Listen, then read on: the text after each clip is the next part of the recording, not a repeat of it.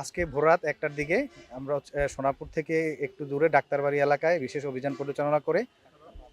একটা ট্রাক ভর্তি জাটকা ইলিশ জব্দ করা হয়, যার আনুমানিক বাজার মূল্য প্রায় ১২,৪২,০০০ টাকা এবং সাথে ৬ জনকে আটক করা হয়। পরবর্তীতে তাদেরকে সুধারাম থানায় নিয়ে আসা হয়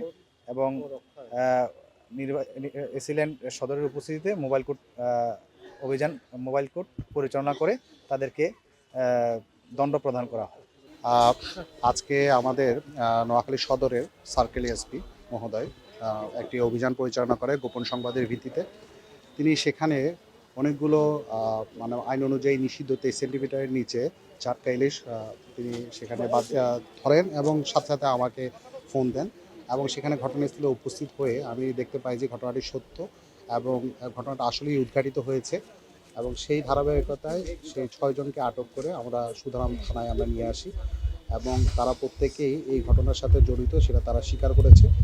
এই স্বীকার করার প্রেক্ষিতে আমরা যেসব প্রায় 2.5 টনের মতো মাছ, যার মূল্য হচ্ছে প্রায় 12.5 লাখ টাকার উপরে, এগুলো আমরা একটি নিষ্পত্তির জন্য এখন প্রসিডিওর চলমান রয়েছে এবং এই 6 জনকে আমরা আমাদের মৎস্য সুরক্ষা রক্ষা আইন 1950 সালের 4 ধারা অনুযায়ী যেহেতু এটা একটি অপরাধ এবং 5 ধারা অনুযায়ী যেহেতু এটা একটি দণ্ডনীয় এটার দণ্ড প্রদান করা হয়েছে, আমরা প্রত্যেককে 5,000 টাকা জরিমানা প্রদান করেছি এবং অনাদায়ে প্রায় 1 মাস জেলের দণ্ড আরোপ করা হয়েছে। ধন্যবাদ।